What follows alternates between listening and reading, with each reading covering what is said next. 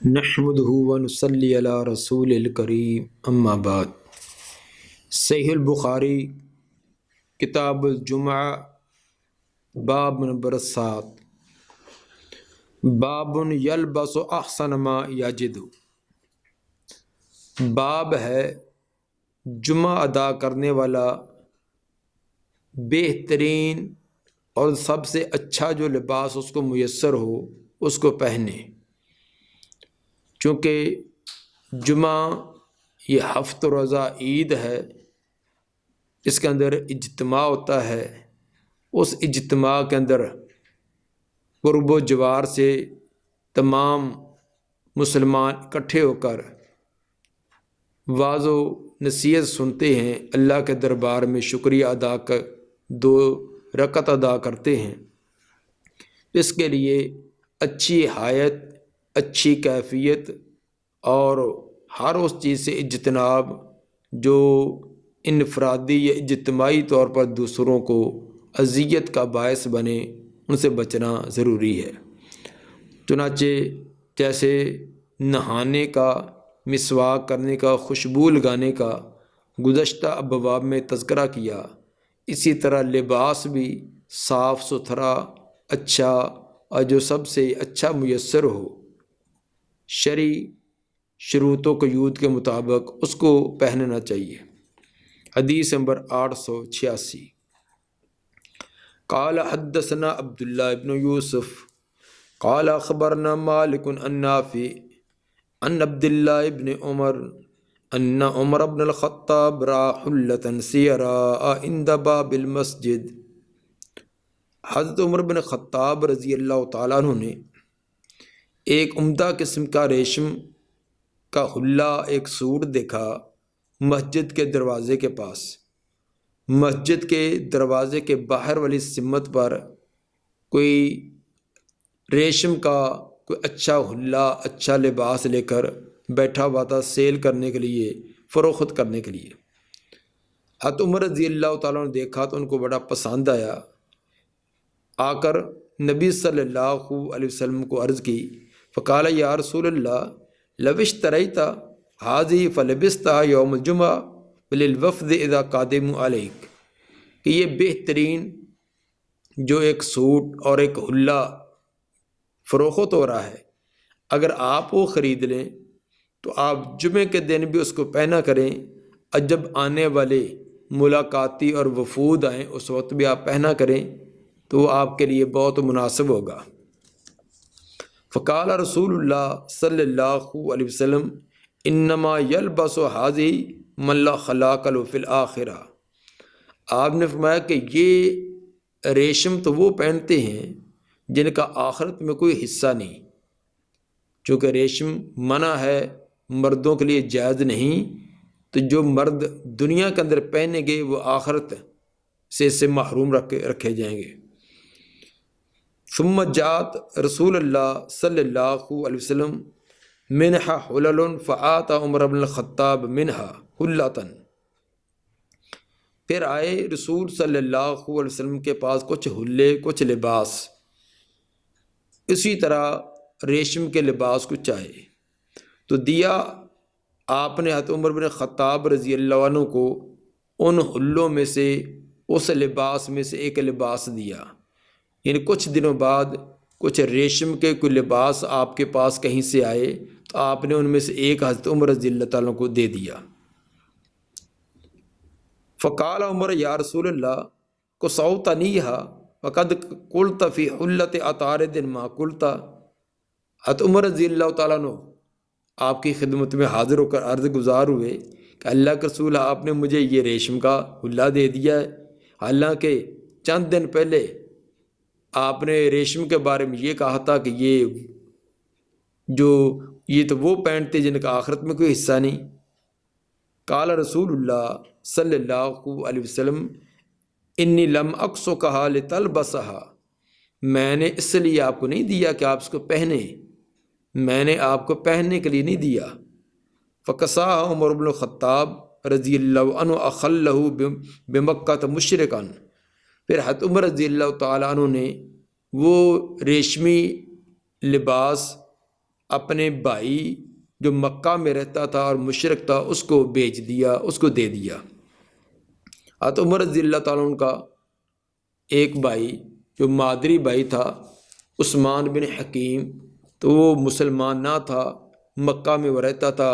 تو یہ ایک ریشمی جو لباس تھا اس کو بیچ دیا، کیونکہ مشرکین کے لیے تو حلت اور حرمت کا کوئی نہیں، وہ تو تمام چیزیں ان کے لیے جواز تھا، تو اس لیے ان کو بیچ دیا۔ اس سے امام بخاری رحمہ اللہ نے یہ ثابت کیا کہ حضرت عمر رضی اللہ تعالیٰ عنہ کا یہ کہنا کہ یہ بہترین خوبصورت لباس ریشمی وہ آپ خرید لیں تاکہ جمعے کے دن پہنا کریں، تو ثابت ہوا کہ جمعے کے دن خوبصورت لباس پہننا کا اہتمام کیا جاتا تھا، اور آپ نے اس کے خوبصورت لباس کا منع نہیں کیا، ممانعت یہ بیان کی کہ وہ ریشم کا ہے، ریشم کی وجہ سے آپ نے فرمایا کہ وہ درست نہیں ہے، ویسے خوبصورتی یا اچھا لباس پہننے کی ممانعت نہیں کی۔ اس حدیث سے یہ بھی ثابت ہوا کہ اگر رشتہ دار غیر مسلم ہیں ان کو بھی تحفہ تحائف کوئی چیز دے دی جائے تو یہ جائز ہے، درست ہے۔ باب نمبر 8، باب السواک یوم الجمعہ، باب ہے جمعے کے دن مسواک کرنا، چونکہ جمعے کے دن ظاہری اور باطنی طور پر نظافت و طہارت کرنی چاہیے، تو اس کے اندر مسواک کرنا اس کی بھی تاکید ہے۔ ویسے تو مسواک باقی نمازوں کے ساتھ بھی اور دیگر اوقات میں بھی اس کی بڑی تاکید ہے، لیکن جمعے کے دن خصوصی طور پر کیونکہ ایک اجتماع میں جانا ہوتا ہے، منہ سے کوئی تعفن اور سمیل وغیرہ نہ آئے، تو اسے مسواک کرنا۔ وقال ابو سعید عن النبی صلی اللہ علیہ وسلم یستن، ابو سعید نبی صلی اللہ علیہ وسلم سے بیان کرتے ہیں کہ آپ مسواک فرمایا کرتے تھے، کیا کرتے تھے۔ یہ متصل سند کے ساتھ باب الطیب للجمعہ حدیث نمبر 880 کے تحت یہ روایت گزری ہے کہ آپ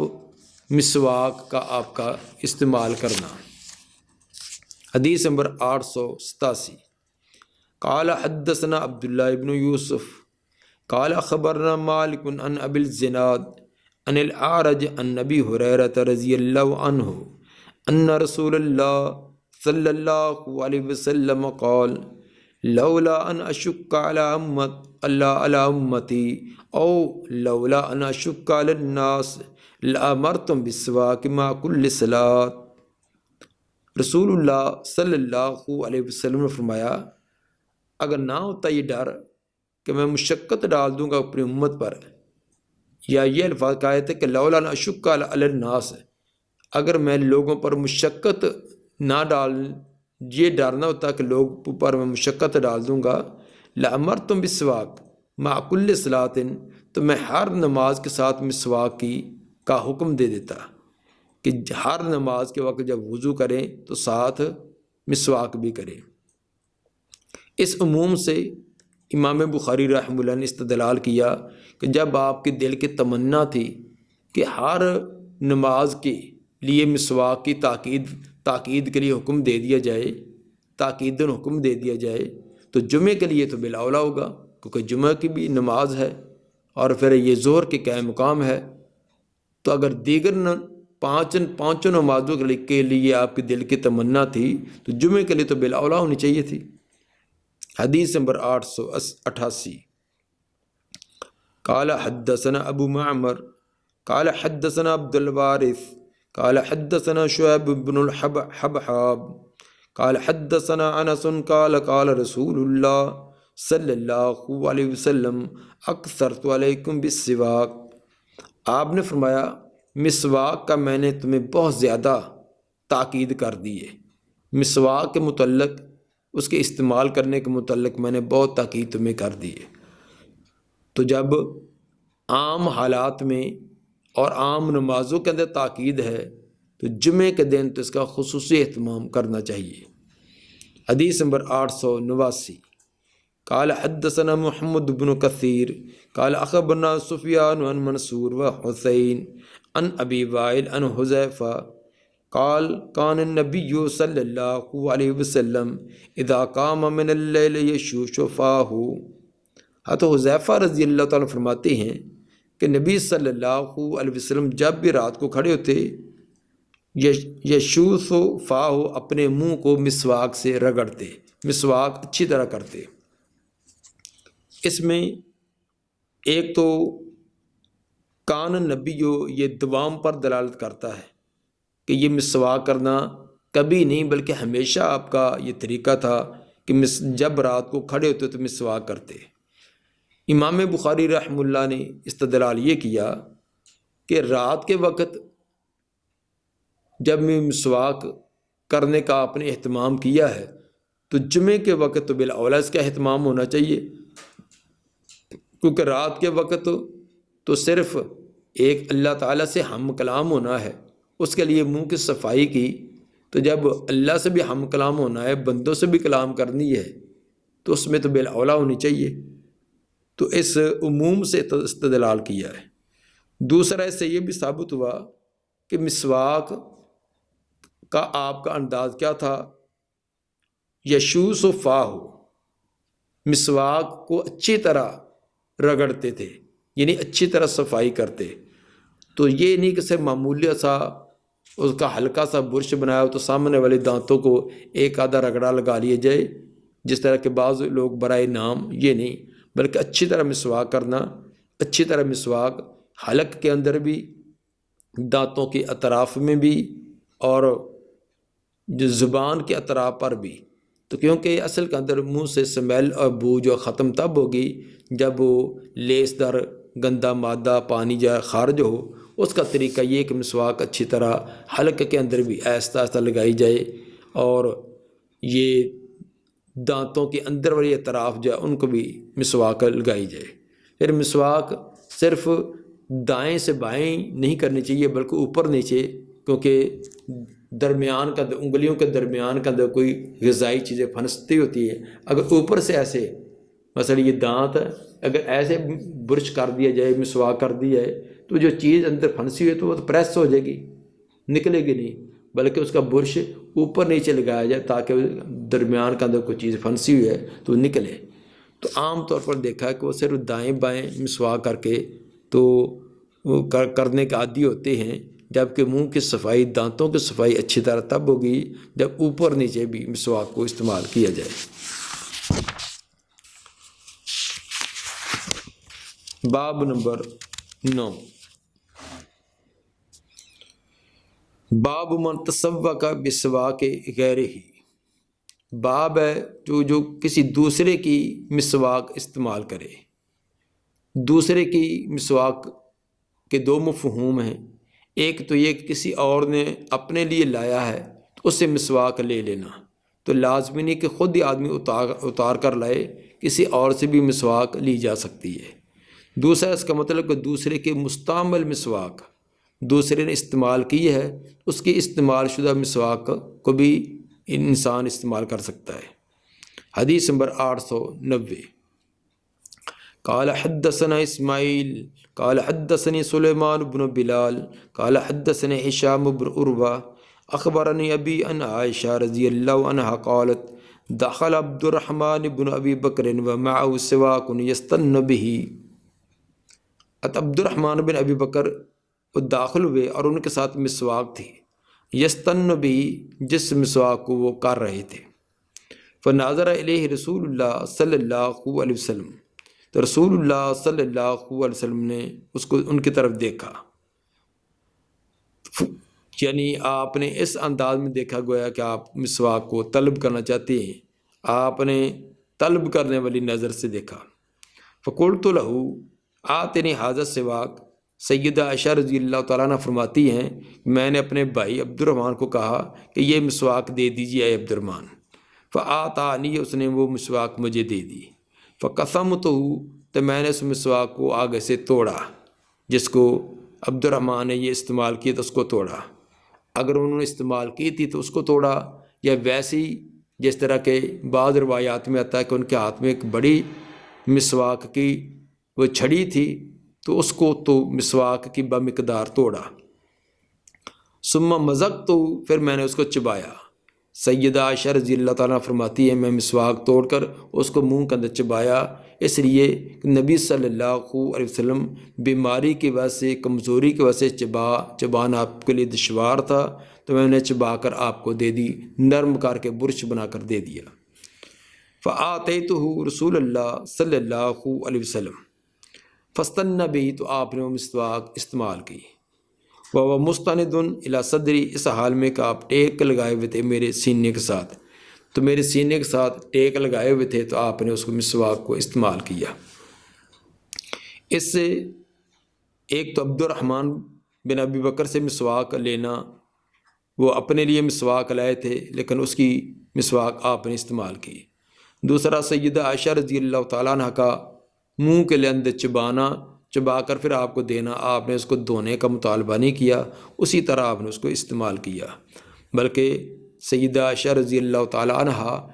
اس بات کو بطور فخر کے بیان کیا کرتی تھی کہ میرا لعاب اور نبی کا لعاب آخری وقت کے اندر ملا۔ اس سے ثابت ہوا کہ دوسرے کی مستعمل مسواک استعمال کی جا سکتی ہے، اگر استعمال کرنے والا کوئی ایسا ہے جس کے ساتھ اس کو دلی عقیدت اور محبت ہے، تو ایک دوسرے کا چھوڑا ہوا مسواک بھی استعمال کیا جا سکتا ہے، جیسا خاوند بیوی ایک دوسرے کا استعمال کر سکتے ہیں، اور اس طرح باپ بیٹا ایک دوسرے کا استعمال کر لیں۔ تو اگر اس کے اندر وہ کوئی کراہت محسوس کرتا ہے تو ٹھیک، اس کو اچھی طرح دھو لیں، یا پھر اس کو آگے سے اس کا برش والا حصہ کاٹ دیں، یا کوئی مسواک نہیں ملتی تو ٹوٹیوں وغیرہ پر کوئی مسواک مستعمل ہے تو اس کی بیک سائڈ جو ہے وہ ابھی صاف ہے تو اس کو استعمال کر لیں۔ بہرحال دل کے اندر ذوق اور شوق ہو حدیث پر عمل کرنے کا تو کوئی نہ کوئی اللہ تعالیٰ کوئی اس کا سبب بنا ہی دیتا ہے۔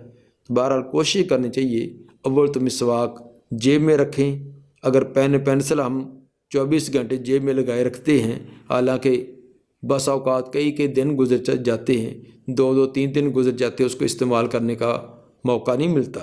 لیکن اس کو ہم نے جیب سے لگایا ہوتا ہے، تو مسواک اس کا کم از کم 5 مرتبہ تو استعمال کرنا ہی ہے، تو اس کو بھی جیب میں رکھنے کی عادت ڈالیں۔ اگر بالفرض آگے پیچھے ہو جائے تو کوشش کرنی چاہیے کہ کوئی ان کو خشک ہے، تارا ہے، چھوٹی ہے، بڑی ہے، کوئی مسواک ملے۔ مسواک کے لیے کوئی قید نہیں ہے، وہ اس کی اتنی لمبائی ہو، اتنی موٹائی ہو، اس طرح اس کی پکڑ ہو، فلاں اس کا طریقہ ہو، تو یہ کوئی شریعت نے عام رکھا، جس کا شریعت نے پابندی نہیں لگائی وہ ہمیں بھی پابندی نہیں لگانی چاہیے۔ باب نمبر 10، باب ما یقرأ فی صلاۃ الفجر یوم الجمعہ، باب ہے جو قرأت کی جائے فجر کی نماز میں جمعہ کے دن۔ جمعہ کے دن فجر کی نماز کے اندر کون سی قرأت کرنا مسنون ہے، اس کا تذکرہ۔ حدیث نمبر 891، قال حدثنا ابو نعیم قال حدثنا سفیان عن سعد بن ابراہیم عن عبد الرحمن بن حرمز الاعرج عن ابی ہریرہ رضی اللہ عنہ قال کان النبی صلی اللہ علیہ وسلم یقرأ فی الفجر یوم الجمعہ الف لام میم تنزیل وهل اتى علی الانسان۔ ابو ہریرہ رضی اللہ تعالیٰ فرماتے ہیں کہ نبی صلی اللہ علیہ وسلم جمعہ کے دن فجر کی نماز میں قرأت کیا کرتے تھے الف لام میم تنزیل، یعنی سورہ سجدہ، اور دوسری هل اتى علی الانسان یعنی سورہ دہر، جس کو سورۃ الانسان بھی کہتے ہیں۔ تو یہ آپ کا دوام تھا، کیونکہ یقرأ فعل مضارع پر کانا داخل ہوا ہے، تو فعل مضارع پر جب کانا داخل ہو تو اس کے اندر استمرار اور دوام کا معنی ہوتا ہے کہ آپ کے ہمیشہ یہ عادت مبارکہ تھی۔ اور بعض روایت میں تبرانی معجم الصغیر حدیث نمبر 986 میں یہ لفظ بھی ہے کہ یدیم ذالک، آپ اس بات پر دوام کرتے تھے، یعنی یہ صبح کی نماز کے اندر جمعہ کے دن فجر کی نماز کے اندر پہلی رکعت میں سورہ سجدہ اور دوسری کا سورہ دہر، اس کا آپ کا دوام تھا۔ تو ہمیں بھی چاہیے کہ اس پیاری سنت پر عمل کرنا چاہیے۔ بہت ساری مساجد میں دیکھا گیا ہے کہ وہ عام روٹین وائز کوئی چھوٹی موٹی صورتیں پڑھ کر یا چند آیات پڑھ کر، جس طرح باقی میں بھی وہ کرتے ہیں، اسی طرح جمعے کے دن ہوتا ہے تو کم از کم صبح کی نماز کی ایک تو قرات ویسے بھی لمبی ہونی چاہیے، اور خصوصاً جمعے کے دن یہ ان دو صورتوں کا اہتمام کرنا چاہیے۔ تو اگر کہ دوسری قرات کر لی جائے نماز تو ٹھیک ہے، نماز تو ہو جائے گی، لیکن جو نبی کا پسندیدہ عمل ہے اس پر عمل کرنے کی کوشش کرنی چاہیے۔ اہل حدیث مساجد کے اندر الحمدللہ اس کا کافی حد تک اہتمام ہوتا ہے کہ صبح کی نماز میں بھی مسنون قرات اور خود جمعے کی نماز کے اندر بھی مسنون قرات کی جائے۔ تو باقی مساجد کے اندر بہت ہی اس کا کم اہتمام کیا جاتا ہے، خصوصاً جس آیت کے اندر سجدہ تلاوت ہوتا ہے تو وہ تو شاید ہی کبھی پڑھتے ہوں، الا یہ کہ رمضان کے اندر ایک مجبوری ہوتی ہے اس وقت پڑھی جائے، ورنہ آگے پیچھے شروع سے پڑھ دیں گے، آگے سے پڑھ دیں گے تو وہ سجدے والی آیت کو ہی آگے پیچھے کر دیا جاتا ہے۔ تو یہ طریقہ نہیں ہے، تمام کا تمام قرآن کو ترتیب سے پڑھنا چاہیے۔ دعا ہے کہ اللہ تعالیٰ نبی صلی اللہ علیہ وسلم کے طریقے پر عمل کرنے کی توفیق عطا فرمائے۔ سبحان ربک رب العزت عما یصفون وسلام علی المرسلین الحمد للہ رب العالمین۔